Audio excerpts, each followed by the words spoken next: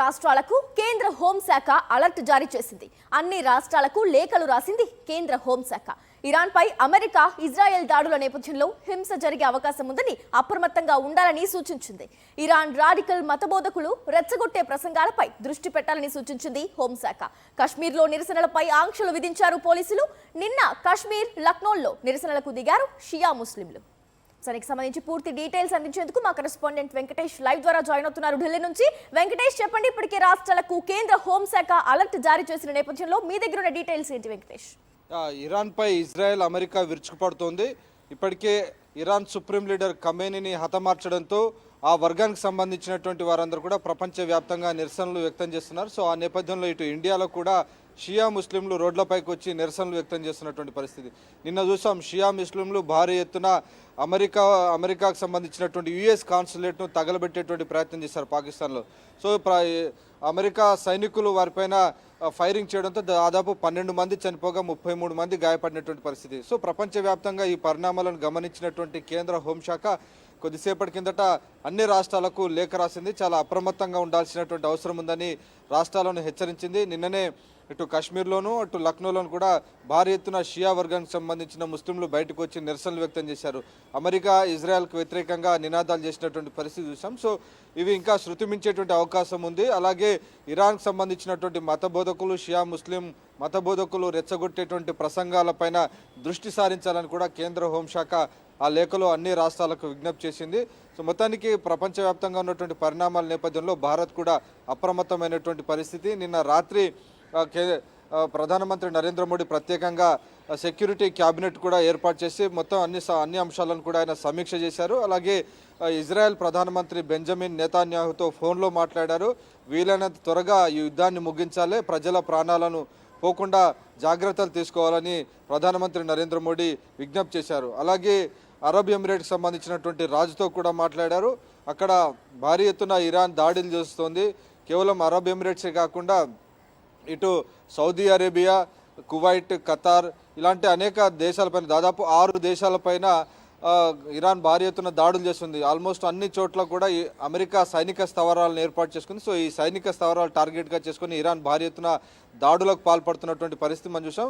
So డెఫినెట్గా ఈ ప్రతీకార దాడులు కొనసాగిస్తామని ఇరాన్ ఇప్పటికే ప్రకటించింది. సో ఆ నేపథ్యంలో ప్రధానంగా దుబాయ్ పైన టార్గెట్ చేశారు. సో దుబాయ్లో ఉన్నటువంటి బుర్జ్ ఖలీఫా కానీ, దుబాయ్ ఇంటర్నేషనల్ ఎయిర్పోర్ట్ పైన దాడులు చేస్తుండడంతో కంప్లీట్గా దుబాయ్ ఎయిర్పోర్ట్ను మూసివేశారు.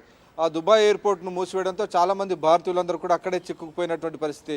నిన్న చూసాం, బ్యాడ్మింటన్ క్రీడాకారిణి పివి సింధు కూడా అక్కడే చిక్కుకుపోయినటువంటి పరిస్థితి చూసాం. అలాగే తెలంగాణ మంత్రి తుమ్మల కూడా అక్కడే చిక్కుకుపోయినటువంటి సమాచారం వస్తుంది. సో అనేక మంది తెలుగు ప్రజలందరూ కూడా అనేక మంది దుబాయ్తో కనెక్ట్ అయి ఉన్నారు. సో వారు అనేక మంది అక్కడ చిక్కుకుపోయినటువంటి సందర్భం కనబడుతుంది. సో ఈ అంశాలపైన ఇప్పటికే ప్రధానమంత్రి నరేంద్ర మోడీ సమీక్ష జరిపారు.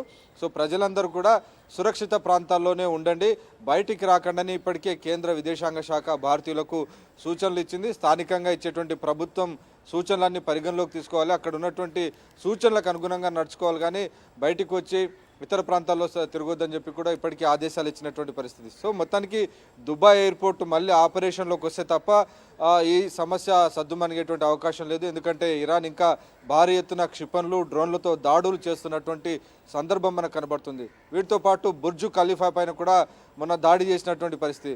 అలాగే అబుదాబిలోను, దోహాలోను ఇలా అనేక ఇంటర్నేషనల్ సిటీస్, ఇంటర్నేషనల్ ట్రేడ్ జరుగుతున్నటువంటి సిటీస్ పైన ఇరాన్ రెచ్చిపోయి దాడులు చేస్తోంది.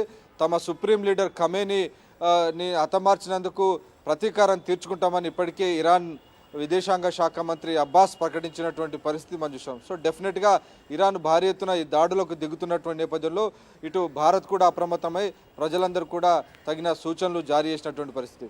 సో ఇంకోవైపు ఇరాన్ పైన ఇజ్రాయెల్, అమెరికా దాడులు 3వ రోజు కూడా కొనసాగిస్తుంది. లెబనాన్ నుంచి హౌతీ, హిజ్బుల్లాకు సంబంధించినటువంటి ఉగ్రవాదులు ఇజ్రాయెల్పై దాడి చేయడంతో ఇజ్రాయెల్ కూడా ప్రతి దాడులు మొదలుపెట్టినటువంటి పరిస్థితి మనం చూస్తున్నాం. సో మొత్తానికి యుద్ధం 3వ రోజుకు చేరినప్పటికీ యుద్ధంలో పాల్గొనేటువంటి దేశాల సంఖ్య రోజు రోజుకు పెరుగుతుంది. సో లెబనాన్ ఈరోజు మరోసారి యుద్ధ రంగంలోకి దిగాల్సినటువంటి పరిస్థితి ఏర్పడింది. ఇప్పటికే గల్ఫ్ దేశాలు యుద్ధం ప్రభావాన్ని చవిచూస్తున్నాయి.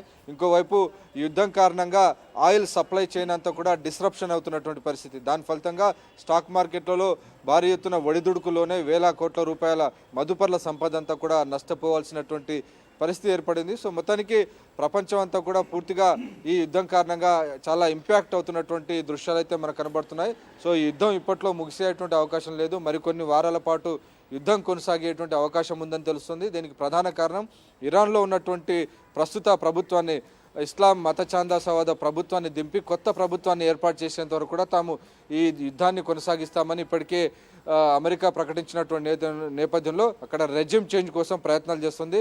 అంతర్గతంగా ప్రజలను కూడా అమెరికా పురికొల్పుతోంది. మీరు ఇప్పుడు ఇరాన్ ప్రజల వంతు మీరు ప్రభుత్వాన్ని మార్చాలి, ఆ దిశగా ముందు కదలాలని అమెరికా అధ్యక్షుడు డొనాల్డ్ ట్రంప్ చెప్తున్నారు. సో డెఫినెట్గా ఆ దిశగా రాబోయే రోజుల్లో పరిణామాలు జరిగేటువంటి అవకాశం కనబడుతుంది. అయితే అంత తొందరగా ఇరాన్లో ఉన్నటువంటి ప్రభుత్వము, ఈ ఐఆర్జీసీ ఇస్లామిక్ రెవల్యూషన్ గార్డ్స్ కానీ అక్కడ ఉన్నటువంటి మత గురువులు కానీ అంత ఈజీగా ట్రాన్సిషన్కు ఒప్పుకునేటువంటి పరిస్థితి లేదు. కాబట్టి డెఫినెట్గా ఈ కాన్ఫ్లిక్టు, ఈ అంతర్యుద్ధం మరికొన్ని వారాల పాటు కొనసాగేటువంటి అవకాశం ఉంది. సో దాని ఫలితంగా ఎలాంటి పరిణామాలు దారితీస్తాయనేటువంటి ఒక చర్చ అయితే జరుగుతుంది. ఇది మూడో ప్రపంచం దిశగా వెళ్తుందా అనేటువంటి ఒక అనేక అనుమానాలు వస్తున్నాయి. ఎందుకంటే ఇప్పటికే అమెరికా చేస్తున్నటువంటి దాడులను రష్యా, చైనా ఖండించింది. అయితే కేవలం ఇప్పటివరకు లిప్ సింపతి మాత్రమే ప్రకటించాయి. సో నేరుగా యాక్షన్ మాత్రం చేయలేదు. కాబట్టి కేవలం ఖండనతోనే సరిపెట్టినటువంటి పరిస్థితి. అయినప్పటికీ ఇతర దేశాలు కూడా ఇంపాక్ట్ అవుతున్నటువంటి నేపథ్యంలో ఇది మూడో ప్రపంచం యుద్ధం దిశగా వెళ్తుందా అనేటువంటి ఒక ఆందోళన అయితే ప్రజల లోపల నెలకొంది.